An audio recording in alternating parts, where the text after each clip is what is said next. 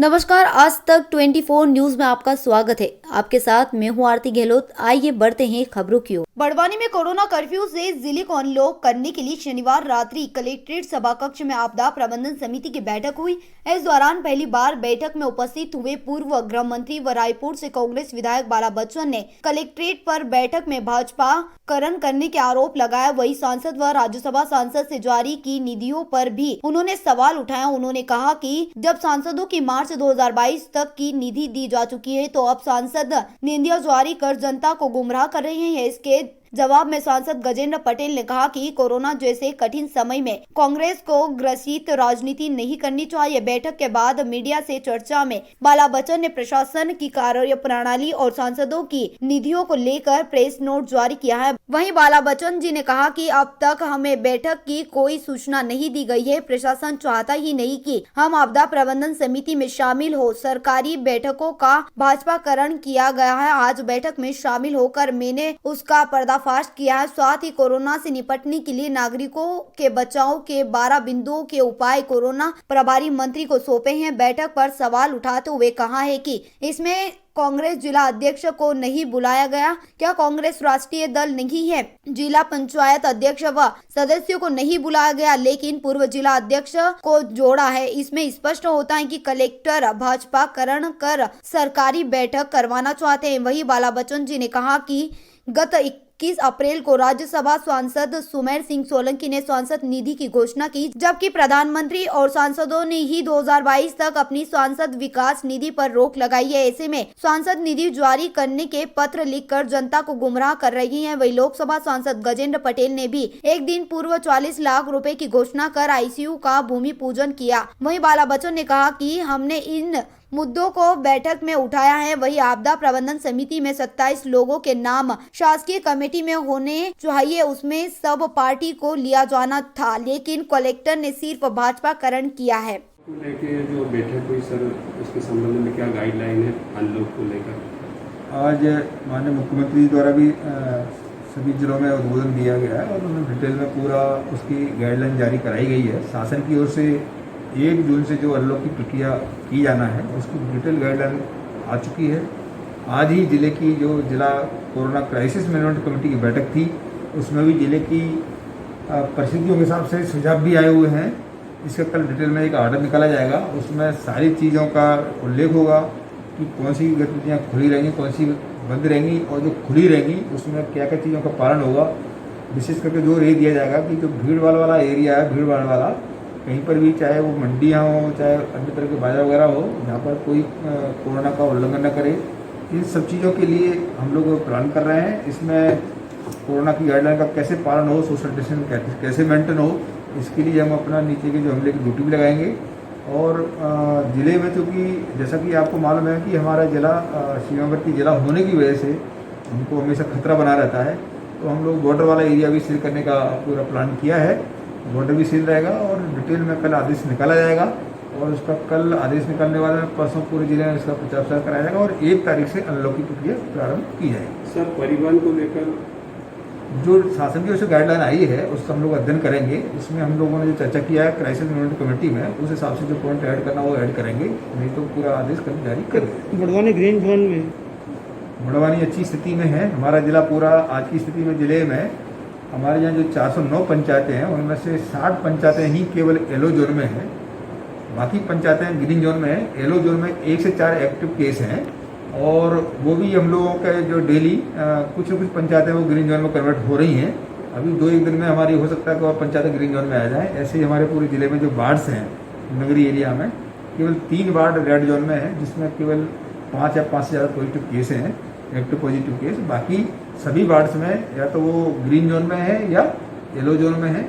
पूरी हमारी जो टीम है अभी भी उसी शिद्दत से काम कर रही है जैसे पहले कर रही थी। हम लोग फर्स्ट कॉन्टैक्ट ट्रेसिंग करके और अधिक से अधिक सैंपल लेकर के हम लोग रैंडम सैंपल भी ले रहे हैं, ताकि कोई पॉजिटिव केस हो तो उनको भी हम लोग होम क्वारंटाइन और उनको इलाज ठीक से कर सकें। यह प्रक्रिया हमारी आगे भी जारी रहेगी और जहाँ जहाँ भीड़ भाड़ वाला एरिया है उसमें हम लोग कुछ अधिकारी ड्यूटी लगाएंगे, उनके साथ में पर्याप्त नीचे अमला दिया जाएगा।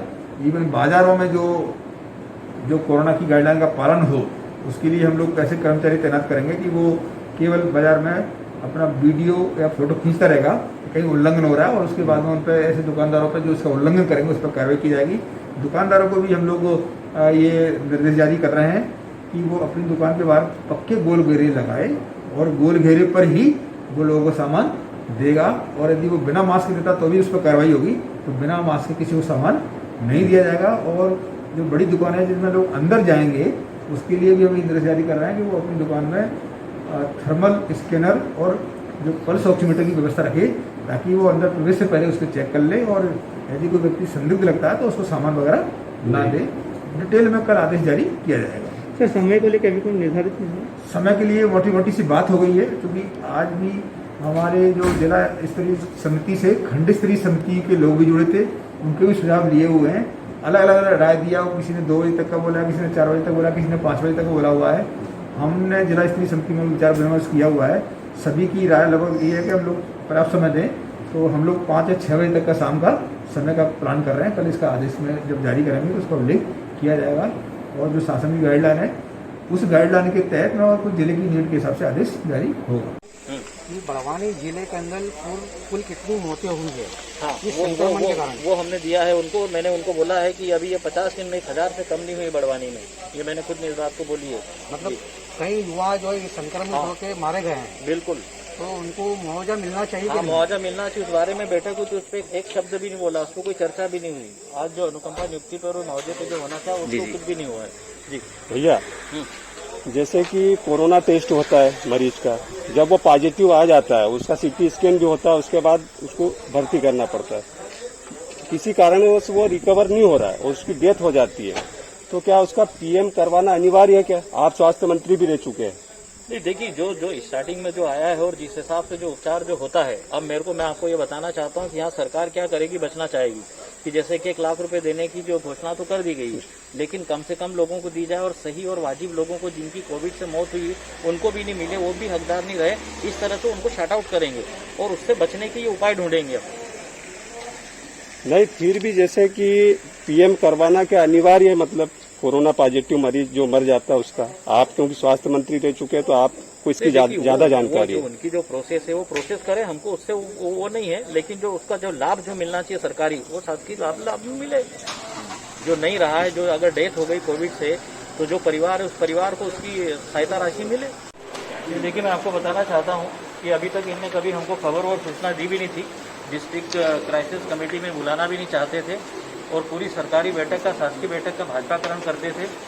आज मैंने उनका सबका पर्दाफाश किया है और आज की बैठक में बड़वानी जिले के नागरिकों से संबंधित कि कोविड से निपटने के लिए और उसके उपाय क्या होना चाहिए, ये मैंने 12 बिंदु उनको लिख के दिए हैं प्रभारी मंत्री जी को। और उसके बाद आप लोगों के लिए मैंने जो प्रेस नोट बनाया है उसमें मैं आप लोगों को बताना चाहता हूँ कि जैसे वर्तमान जो हमारे जो जिला कांग्रेस कमेटी के अध्यक्ष है वीरेंद्र सिंह दरबार जी को उन्होंने नहीं बुलाया। कांग्रेस का राष्ट्रीय राजनीतिक दल नहीं है। मैंने कलेक्टर और प्रभारी मंत्री से इस बात को पूछा है। जिला पंचायत के उपाध्यक्ष को नहीं बुलाया है, जिला पंचायत के वर्तमान के सदस्यों को नहीं बुलाया है। दूसरी बात यह है कि पूर्व जिला पंचायत के अध्यक्षों को उनने जोड़ा है। तो मैंने उनसे ये भी पूछा है कि वर्तमान में जिला पंचायत के उपाध्यक्ष रमेश चौहान है, वर्तमान के जिला पंचायत के सदस्य उनको क्यों नहीं, या हमारे भी पूर्व जिला पंचायत के अध्यक्ष रहे, विधायक रहे, उनको क्यों नहीं। ये सब सारी बातों को देखते हुए स्पष्ट होता है कि वो भाजपाकरण सरकारी बैठकों का और मीटिंगों को करना चाहते हैं और आज तक हमको सूचना देकर बुलाना ही नहीं चाह रहे थे। आज मैं पहली बार आया हूँ और मैंने सारी बातें, सारे मुद्दे रखे हैं। मैंने दोनों सांसदों से भी ये सवाल किए हैं कि जब सांसद विकास निधि है ही नहीं, ये मैं लिख के भी दे रहा हूँ आप लोगों को। मैंने राज्यसभा सांसद जी से भी पूछा है, सुमेर सिंह सोलंकी जी से, कि आपने 21/4 को पत्र लिखा था कि सांसद विकास निधि से, तो आप या देश के प्रधानमंत्री जिन्होंने रोक लगाई है सांसद विकास निधि को मार्च 2022 तक, तो गलत पत्र लिख के जिले की जनता को गुमराह क्यों कर रहे हैं। और यही चीज मैंने गजेंद्र सिंह पटेल जी से भी पूछा, जो कल उन्होंने 40 लाख रुपए का सांसद निधि से आईसीयू के ऊपर कोई एक वार्ड का भूमि पूजन किया है, तो राशिया दोनों के पास में उसका कोई जवाब दे नहीं पाए। तो पूरी बैठक अभी तक भाजपाकरण करते आते रहे हैं और उन मुद्दों को आज हमने हमारे साथियों ने उठाई इन बातों को। मैं भी आप लोगों के लिए प्रेस नोट आया हूँ। बाकी की जो सारी देखिए प्रेस नोट में ये उल्लेख है कि एक तो ये सुमेर सिंह सोलंकी जी का लेटर लगा है दूसरा मैं आप लोगों को बताना चाहता हूँ कि ये जो 27 लोगों के जो नाम है, ये 27 लोगों के जो नाम है, जिस तरह से उन्होंने जो शासकीय कमेटी जो होना चाहिए, डिस्ट्रिक्ट क्राइसिस कमेटी में सब पार्टी के दल और सब तरह के लोग होना चाहिए, उसका भाजपाकरण कैसा किया है वो मैं आप लोगों को ये पूरे प्रेस नोट बनाकर लाया हूँ। इसमें मैं आप लोगों को सबमिट कर रहा हूँ, आप लोगों को दे रहा हूँ। भैया कलेक्टर को भाजपा का एजेंट बोला है आपने? बिल्कुल, ये इन सब चीजों से स्पष्ट होता है। मैंने जो बोला था उसकी आज पुष्टि होती है। मैंने ये बात आज बोली भी है उनको, मैंने ये चीजें, और मैं आप लोगों को लिख के दे रहा हूँ कि अकेले अगर किसी एक राजनीतिक पार्टी के लोगों को सपोर्ट करेंगे तो वो ये कोई शासकीय बैठक है और शासकीय मीटिंगें कैसे हो सकती है, और आगे भी रोकने के लिए क्या उपाय होना चाहिए, उससे संबंधित कोई कुछ भी नहीं है। मैं आप लोगों को बताना चाहता हूं कि आज जो अनुकंपा नियुक्ति पे चर्चा होना था, मीटिंग होना थी, उस पर एक शब्द भी नहीं हुआ, उस पर कोई चर्चा ही नहीं, उस पर कोई मीटिंग में कोई डिस्कशन, कोई मंथन नहीं हुआ। बाला भाई, ये प्रेस नोट में आप लोगों को सबमिट कर रहा हूँ। बाला भाई आपने क्वेश्चन कराया कि नहीं कि बड़वानी जिले के अंदर कुल कितनी कोरोना से मौतें हुई है? मैंने ये लिखित में दिया है, मैंने उनको लिख के दिया है। बड़वानी से शकील मंसूरी की रिपोर्ट। फिलहाल खबरों में इतना ही। आगे की और खबरों को जानने के लिए आप देखते रहे आज तक 24 न्यूज।